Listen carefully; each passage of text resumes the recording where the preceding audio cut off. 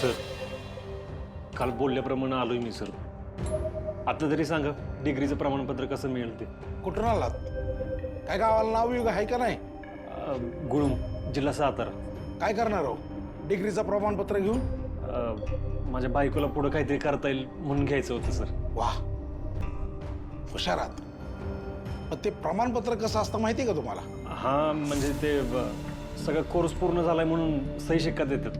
अरे वा वा वा वा वा, हुशारच आहात की तुम्ही. चांगलाच अभ्यास केलाय. सर प्रमाणपत्रासाठी काय करावं लागेल सांगा ना. हा ते राहिलंच की. तुम्ही एक काम करा, तिथं जाऊन उभा राहा. तुम्हाला मी एक फॉर्म देतो. पैसे वगैरे आणलेत का? हो आणले, सगळं आणलंय. फक्त फॉर्म कसा भरायचा ते माहित नाही. अभ्यास कमी पडला वाटतं. आता फॉर्म कसा भरायचा हे पण आता आम्हीच शिकवायचं का? सर तुम्ही सांगाल ते सगळं करीन मी. तुम्ही फक्त सांगा ना कसा भरायचा फॉर्म. सांगितलं ना, आधी तिथे जाऊन उभा राहा. हो माझं काम उरकलं की मग आपण बोलू. जावा.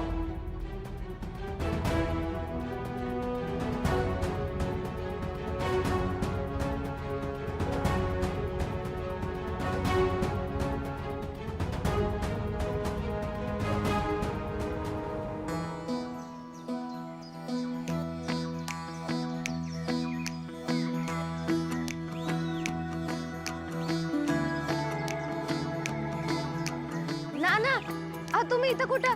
अन्याचे मळकी कपडे घालून आणि पिशवी घेऊन कुठं चाललात? ते हरिभाऊच्या शेतात जायचे. त्याच्या विहिरीवरचा पंप आहे ना दुरुस्त करायचे. पंप दुरुस्ती तुम्ही कधी शिकलात?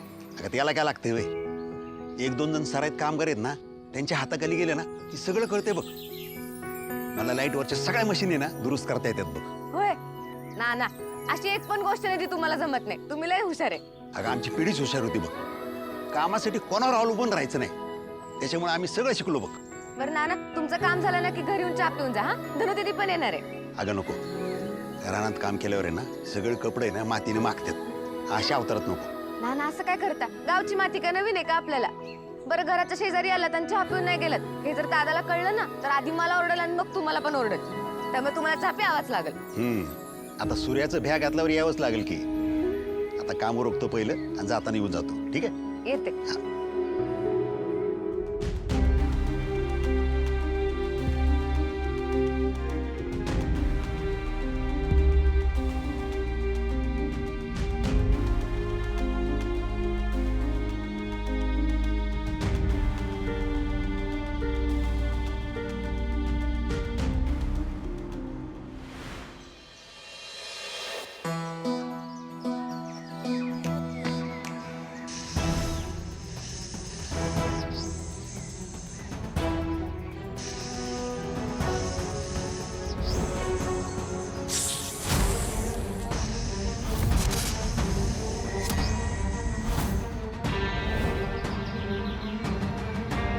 नाना काय झालं?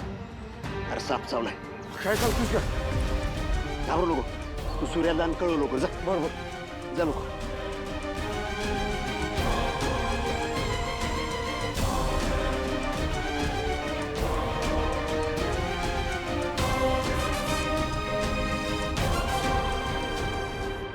धनु दीदी पिशवी धर की आता तरी. आता आलं की घरात पिशवी धरून काय कर? मागच आता वड्या परत मला. कसल्या वाड्या? अजिबात हे सगळं बोलायचं ना दादाला सांग. सूर्या, सांग दादाला सांग. ए सूर्या, सूर्या, ए सूर्या. हरी काका काय झालं? ते साप नाना रानात काम करतो आणि तिथे त्याला साप चावला. काय? कुठे आहेत ते? रानातच. चल चल. चला.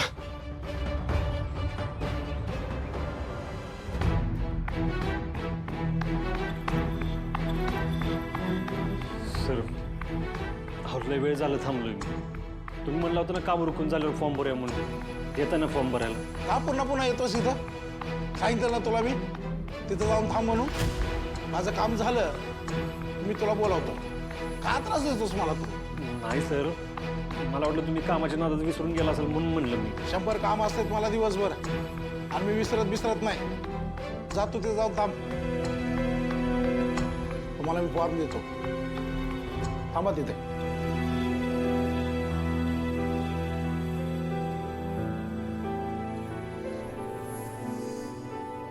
यांनी फॉर्म लवकर भरून दिला तर बरं. दिवस मावळायच्या आत पुण्याला जायला हवं. अजून किती वेळ लावणार आहे काय माहिती. हा काही फॉर्म घेतल्याशिवाय माझी पाठ सोडणार नाही.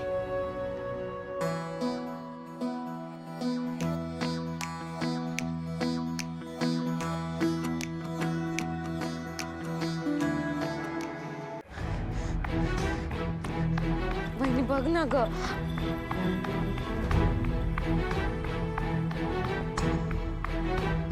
धनु काय झालं? फोन लागला का?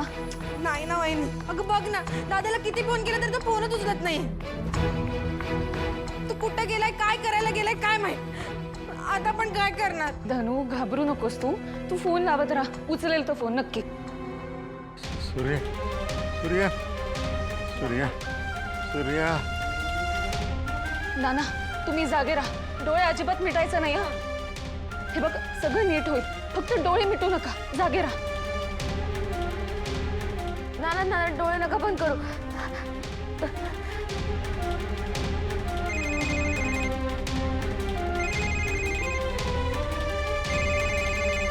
एवढं मिस करू?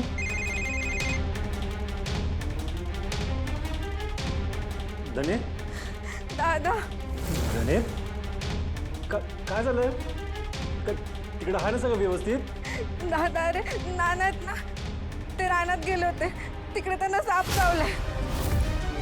तू जसा असशील ना तसा परत घरी ये. हो शेठ, हा घ्या फॉर्म आणि पटकन भरून टाका बरं. आजच्या आज तुमचं काम करून टाकतो मी आणि तुमच्या त्रासातून मोकळा होतो एकदाचा. दादा येतोयस ना?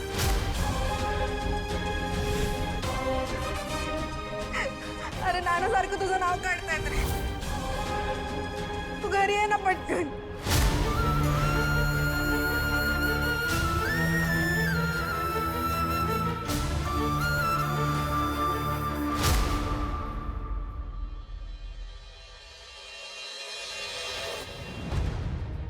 नाना अजिबात डोळे मिटायचं नाहीये. आपल्याला जागं राहायचंय. मी तुम्हाला औषधं देणार आहे. तुम्हाला लवकरच बरं वाटेल. हा झोपायचं नाहीये, फक्त जागे राहा तुम्ही. नाना नाना तुझा नाना ठीक आहेत ना? काही धोका नाही ना त्यांना? आणि असं गुंग्याल्यासारखं का करतायत? तुझं कर ना काहीतरी. तू शांत हो. मी करते उपचार. बरं वाटेल त्यांना. राजू मला नोटपॅड आणून दे बरं. काही नाही होणार त्यांना. नाना झोपायचं नाहीये. जागे राहा. राजू पाहिजे काका हे काही इंजेक्शन्स आहेत. ती मला पटकन मेडिकल मधून आणून द्या. होय असा जातो आता लगेच घेऊन येतो. चला. सूर्या ऐक माझं. त्यांना काही झालं तरी बेशुद्ध होऊ द्यायचं नाही. कारण तसं जर झालं तर मग बॉडी रेजिस्ट करणं बंद करेल आणि विष पूर्ण शरीरात पसरेल. आणि ते जर झालं आणि विष डोक्यापर्यंत गेलं तर मग धोका वाढू शकतो. त्यामुळे त्यांना जागं ठेव. काहीही झालं तरी जागं ठेव. आणि धनु त्यांच्या ज्या पायाला साप चावलेला आहे तो पाय अजिबात हलवायचा नाही. एकाच जागेवर ठेवायचा आहे. हा एक काम कर. मला थोडं कोमट पाणी आणि स्वच्छ कापड आणून दे.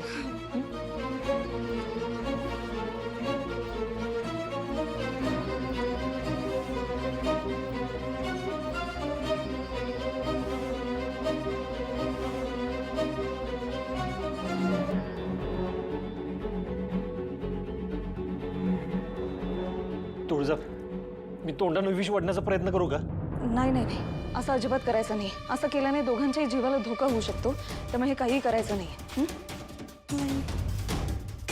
तू ते का ढिल्लं करतेस? सगळं विष अंगात पसरल. अरे असं काहीही होणार नाही. आपण त्यांना असं याचसाठी ठेवलेलं आहे जेणेकरून विष शरीरात चढणार नाही.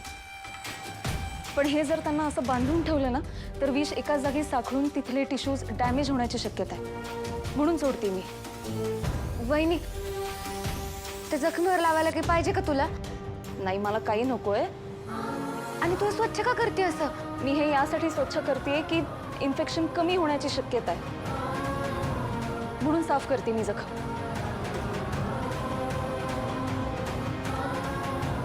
वहिनी नाना बरे होतील ना? धनु अगं काही नाही होणार त्यांना. मी आहे ना. विश्वास ठेव माझ्यावर. बरे होतील ते.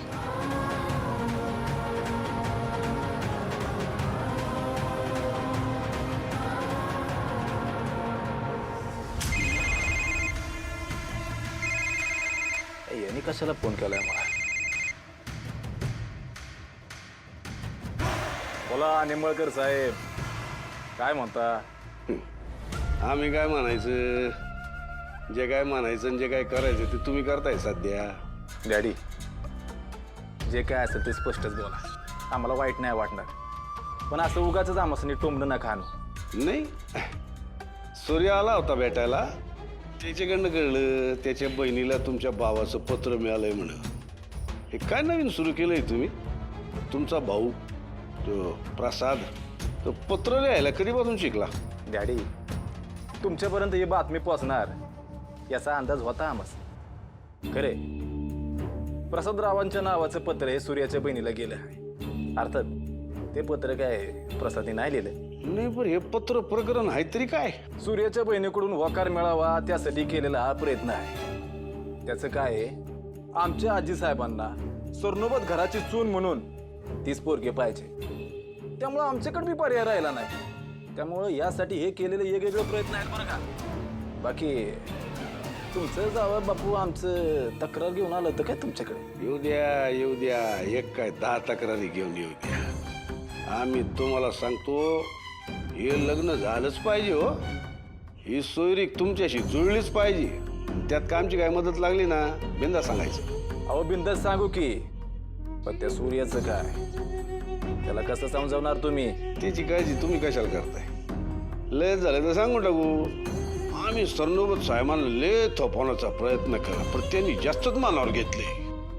सरनोबत साहेब आमचं काय ऐकत नाही तसं सांगून हातवर करून मोकळे होऊ. चांगले चांगले, म्हणजे शिकार करू म्हणून एकत्र निघायचं आणि वाघ पुढे आला की आम्हाला दाढीला द्यायचं. यालाच राजकारण म्हणतात शशिकांतराव. घाबरू नका, आम्ही काय तुमच्याशी राजकारण करणार नाही. आम्ही तुमच्या बरोबर आहे. आता तुम्ही मागं हटू नका. लवकरच प्रसादरावांचा बार उडवून द्या. वय वय, जोपर्यंत प्रसादरावांचं लग्न होत नाही तोवर आम्ही पण शांत बसत नसतोय. नाकाच बसू. आता डायरेक्ट पत्रिकाच बघायची आम्हाला. ठेव का? वय,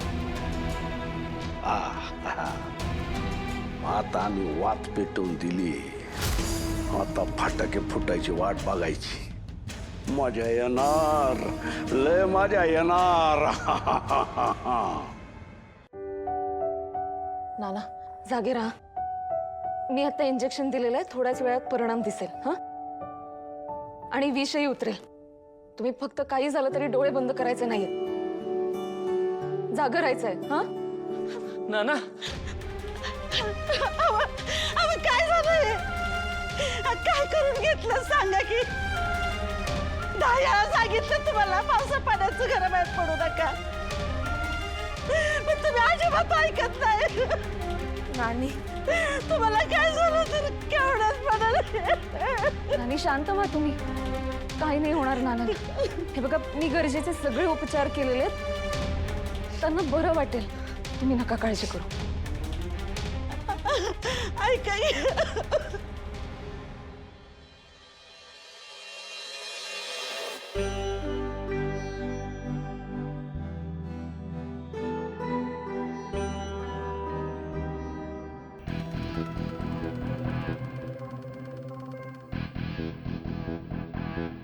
बायको, काय झालं? ठीक आहेस ना? जेवण केलंस का? जेवण केलंस का? जेवणानंतरच्या गोळ्या घेतल्यास? नशीलच घेतल्या.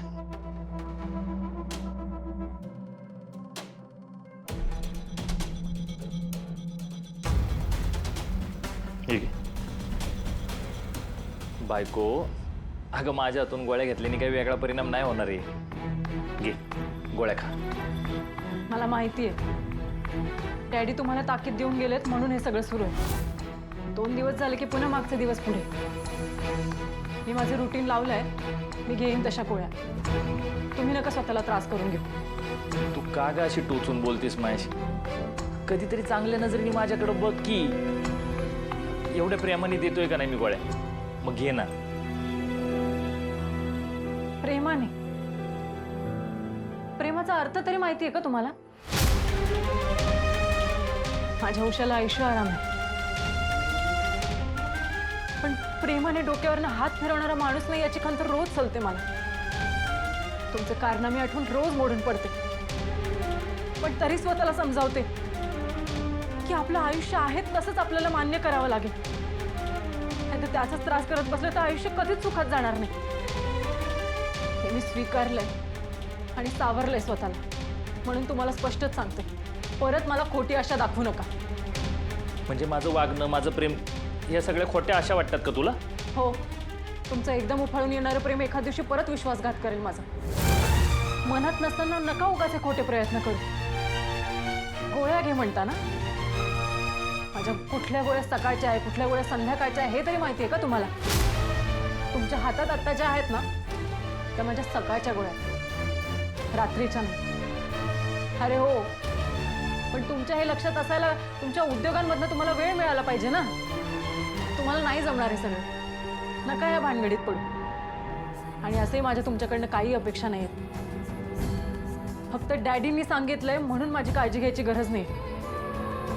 मी घेईन माझी स्वतःची काळजी. अगं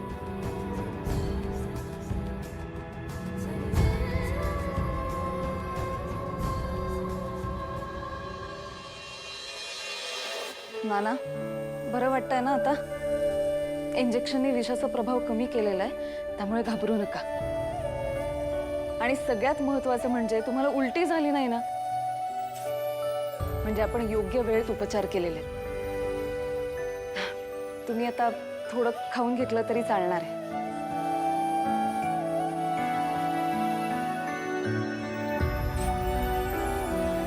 मला तर अजून भ्या वाटतं या. ह्यांना काही त्रास तर होणार नाही ना? नाही अहो, काय नाही होणार यांना. आणि तुम्हाला जर असंच वाटत असेल ना तर आजची रात्र यांना इथेच राहू द्या. म्हणजे माझ्या नजरेसमोरही राहतील आणि त्यांना छान आरामही मिळेल. आणि उद्या सकाळी त्यांची तपासणी केली की मग घेऊन जाताना घरी. काय कशाला? म्हणजे खरंच त्याची काही गरज आहे काय? नाहीतर तुम्ही आधी एवढं आमच्यासाठी केलंय. अहो, आता हे घर काय परक्याचं आहे तेव्हा? राहू दे की, मी नानांना कुठं बी घेऊन जाऊ देणार नाही. नाना, तुम्ही आज इथंच थांबायचं. आणि धरा, खाऊन घ्या.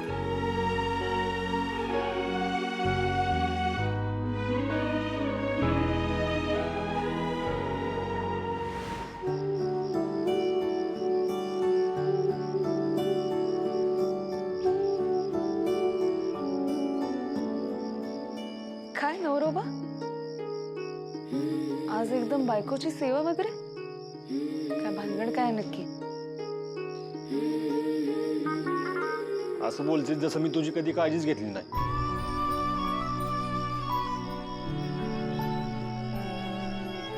सूर्या रे, मजा केली रे सूर्या. पण आज ना मला खरंच खूप टेन्शन आलं होतं रे. नानांना शुद्ध आली, विष उतरलं, तेव्हा कुठे माझा जीव भांड्यात पडला. पण नाना आता एकदम आउट ऑफ डेंजर आहे. धोका टळला आहे त्यांचा. तुझं हे सगळं तुझ्यामुळे शक्य झालं. नाहीतर नानांची अवस्था काय झाली असती याची कल्पना पण करवत नाही मला. या अडचणीच्या वेळी मी तुझ्यापाशी नव्हतो. सगळं तुझ्या एकटीवर पडलं. अरे असं काय बोलतोयस तू? आणि हे सगळं काय तू मुद्दाम केलंयस का? सूर्या, वेळ काय कोणावर सांगून येत नसते रे. आणि तसंही तू तुझी सगळी कामं बाजूला ठेवून 24 तास माझ्या आजूबाजूला असणार आहेस का कायम? नाही ना? झालं तर मग. हे जो तुझा समजूतदारपणा आहे ना, ह्याच्यात मला लय कौतुक वाटतं. नको इतकं कौतुक वाटून घेऊस, कारण हा तुझ्याकडूनच आलेला आहे. बरं ते सगळं जाऊ दे, तू होतास कुठे?